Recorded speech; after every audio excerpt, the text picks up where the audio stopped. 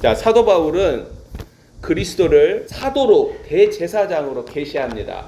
하나님의 표적 메신저 모세와 이 본문에서 의도적으로 비교하는데 그 이유는 여전히 모세의 글과 모세의 법에 충성하는 유대인들을 향하여 경고하기 위함이에요. 사실 유대인들은 하나님을 향한 모세의 충성이나 신실함도 담지 않으면서 성령으로 말미암아 나타나는 하나님의 경고도 듣지 않는다라는 거예요.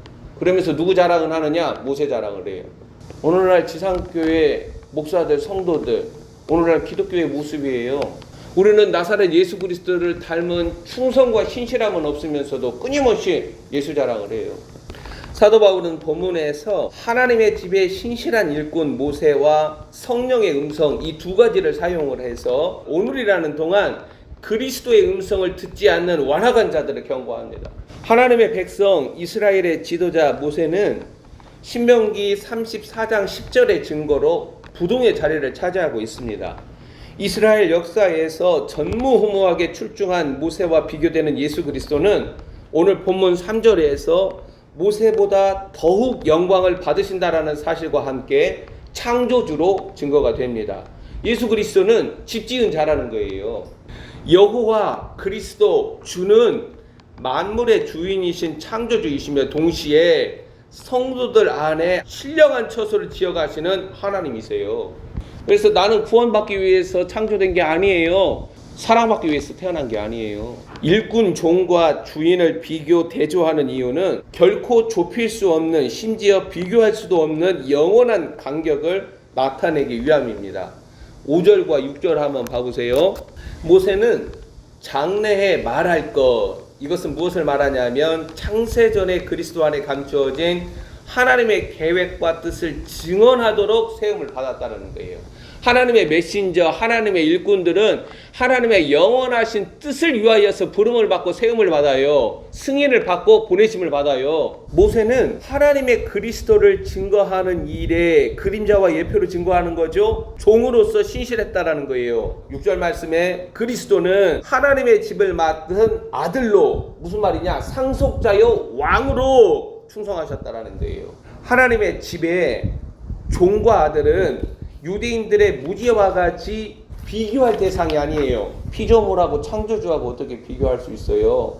골로새서 1장에 보면 우리는 그를 위하여 그로 말미암아 창조되었다라고 사도 바울이 증거하잖아요. 왜 비교를 해요? 유대인들은 하나님의 일꾼인 모세를 통해 들려지는 장래에 말할 것을 알지 못했다라는 거예요. 이 오메가 때는 시작이 아니에요. 완성 끝이지. 여전히 약속의 씨 그리스도가 내 안에 있다. 그게 아니에요.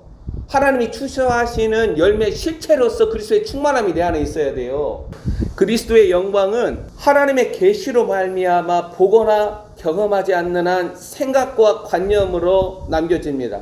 그러면 모세를 알지 못하고 모세를 추종하던 유대인들처럼 영광은 알지 못하고 온갖 행위들과 일들로 영광 타령하는 부끄러운 지상교회 목사들, 성도들로 나타나게 된다는 거예요.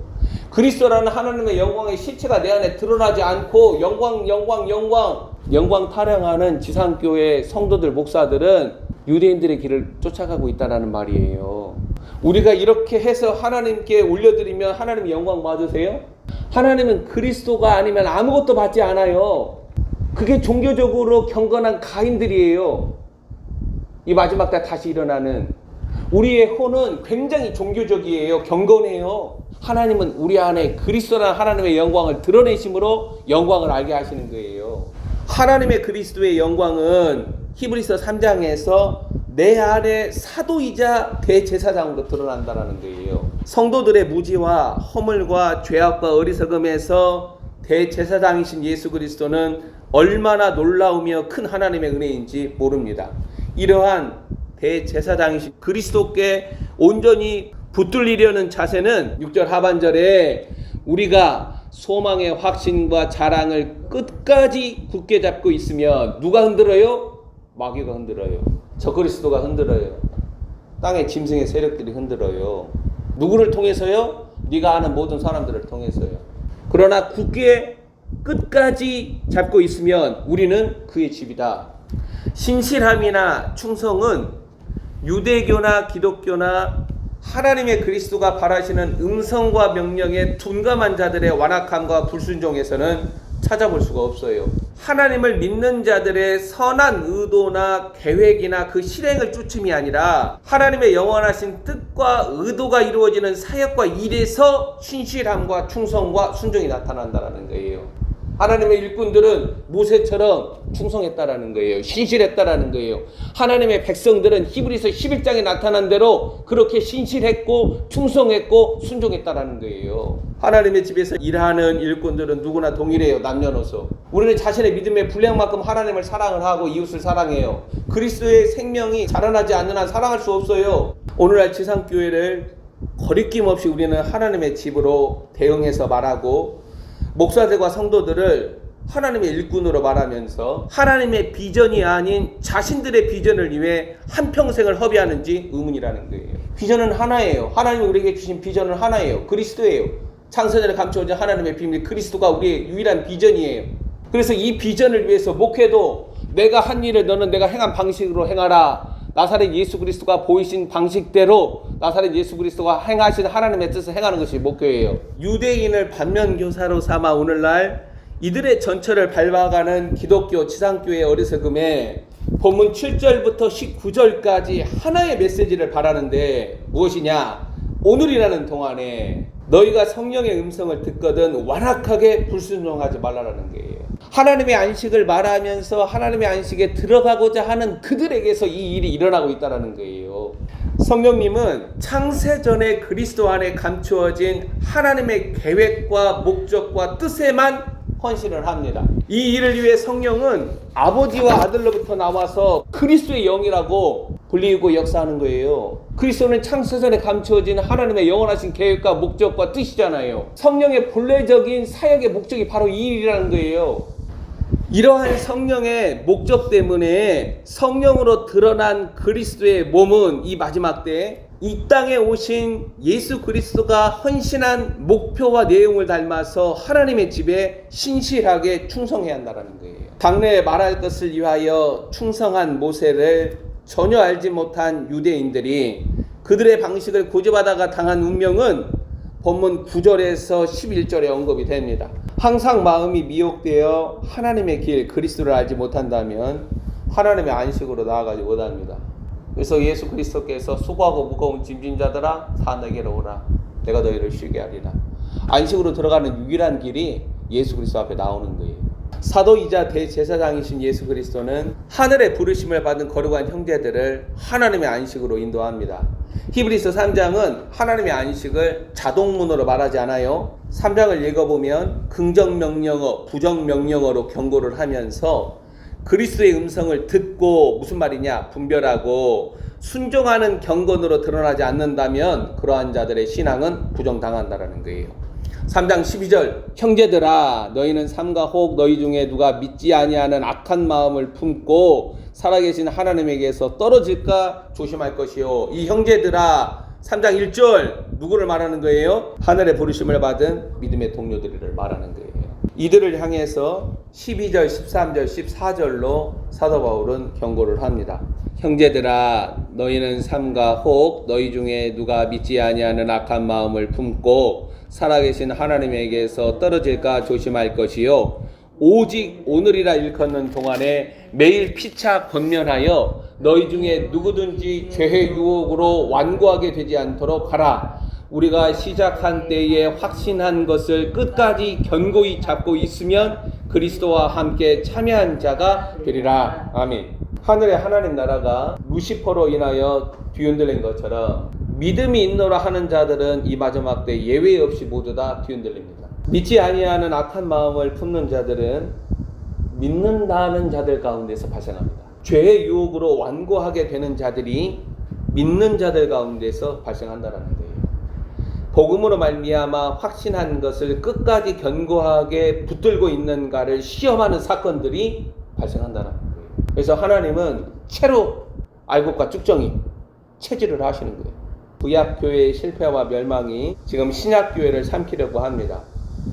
지상교회 목사들 성도들은 하나님으로 말미암아 안전지대로 인도함을 받아야지 스스로 안전지대라 말할 수 없다라는 거예요. 지금의 때의 비밀은 전혀 알지 못하고 2020년, 2021년 프레임, 2025년, 2028년이라는 짐승의 아젠다와 세력들의 저항과 맞섬이 아닌 순응주의로 편승하는 지상교회들과 성도들이 이러한 사도 바울의 경고를 무시할까 두렵습니다. 하와가 마귀의 관계로 그리스도를 향한 순전함과 진실함에서 떠난 것처럼 그와 같이 그리스도에게서 떠날까 염려한다고. 주님은 지금 하나님의 집을 향하여 경고하십니다. 그리고 하나님의 집에서부터 심판이 시작이 돼요. 리더십을 행사하는 목사 장로들 하나님의 심판을 받기 시작을 해요. 본문 7절에서 구약교회에 경고한 하나님의 음성은 다시 15절 하늘의 부르심을 받은 자들에게 언급이 됩니다. 15절 말씀에서 중요한 단어는 오늘이라는 거예요. 오늘 성령의 음성을 듣는 자들로 거듭나서 준비되어야 한다는 거예요. 주님이 나의 오른쪽 귓볼에 피를 발라주셔야 하나님의 음성을 들어요. 우리의 오른쪽 귓볼에 피를 바른 증거는 뭐냐? 보좌에서 나는 하나님의 음성을 듣는다라는 거예요. 그러한 바른 분별력으로 순종과 믿음을 드러내는 믿음의 동료들로 나타나야 한다는 거예요. 바른 하나님의 음성, 참 하나님의 메신저들을 통해 주어지는 메시지가 우리의 이성과 감정과 마음을 혼돈스럽게 할 수가 있어요. 유대교 전체가 뒤흔들리잖아요. 나사렛 예수 그리스도 이 한 사람 때문에. 믿는 자들의 마음이 완고하게 되는 모습은 그들의 전통적인 정서와 신념이 뒤흔들릴 때라는 거예요. 오늘 히브리서 3장에서 사도 바울은 그런 너의 마음을 완고하게 하지 말라라고 경고한다는 거예요. 자, 16절 말씀 한번 보세요. 듣고 경노하시게 하던 자가 누구냐? 모세를 따라 애굽에서 나온 모든 사람이 아니냐? 17절 18절 하나님의 심판을 당한 자들, 하나님의 맹세로 말미암아 그의 안식, 즉 그리스도라는 비밀 안으로 믿음으로 들어가지 못한 자들이 범죄한 자들이고 순종하지 않는 자들이라고 경고하고 있다는 거예요. 이 사람들 어디서 나왔어요? 애굽에서 나왔어요. 애굽에서. 그들은 하나님의 음성이 들려질 때 마음을 완악하게 함으로 자신들이 하나님의 뜻으로 여긴 것들로 범죄하고 순종하지 않으므로 멸망과 심판을 자초했다는 거예요. 2020년, 2021년 분단 이후 한국 사회에서 유통된 기독교 지상교회 신앙은 심판당한 거예요. 2년도 못 참아가지고 짐승의 아젠다에 황관과 내시처럼 굴복해버려요. 앞으로 준비되어야 돼요. 28년부터 종교 바벨론이 시작이 되니까. 사도 바울이 바로 이런 자들을 향해 본문 19절 이로 보건대 그들이 믿지 아니함으로 능히 들어가지 못한 것이라. 믿지 아니한 자들, 즉 하나님의 아들 그리스도의 믿음이 그들 안에 없는 자들이라고 말을 합니다. 하나님의 음성은 보좌에서 들려지는 그리스도의 음성으로 듣는 자들을 믿음과 순종을 통하여서 그의 안식으로 인도합니다. 사도 바울은 이러한 사실을 구약교회, 유대교를 향하여 경고하지 않고 3장 1절 함께 하늘의 부르심을 받은 거룩한 형제 자매들에게 무겁게 경고한다는 거예요. 그래서 3일 길을 거치고 난 후에 영광으로 들어가는 거예요. 예수님이 말씀하시죠. 내가 이기고 보좌에 앉은 것처럼 너희도 이기고 나와 함께 보좌에 앉는 그 길로 걸어가는 거예요. 지상교회는 어리석게 자신들이 마귀를 효과적으로 물리치고 제어하고 있다라고 여기지만 마귀는 목사들과 성도들과 지상교회를 자신의 뜻대로 자신의 입맛대로 지금까지 잘 실들여 왔어요. 그러니까 2020년 2021년 98.6%가 전부 다 짐승의 아젠다에 엎드려 경배하죠.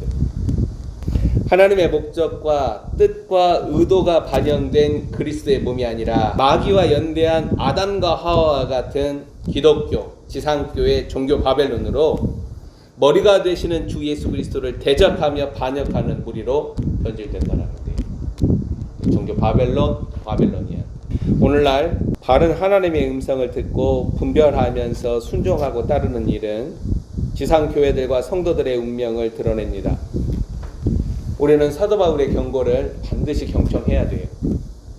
우리가 사도이시자 대제사장으로 계시되는 예수 그리스도를 깊이 생각하는, 다른 말로 그리스도라는 생명 안에 깊이 침잠하는 이유가 여기에 있음을 기억하면서 그리스도의 얼굴을 날마다 구하라는 거예요. 기도합시다.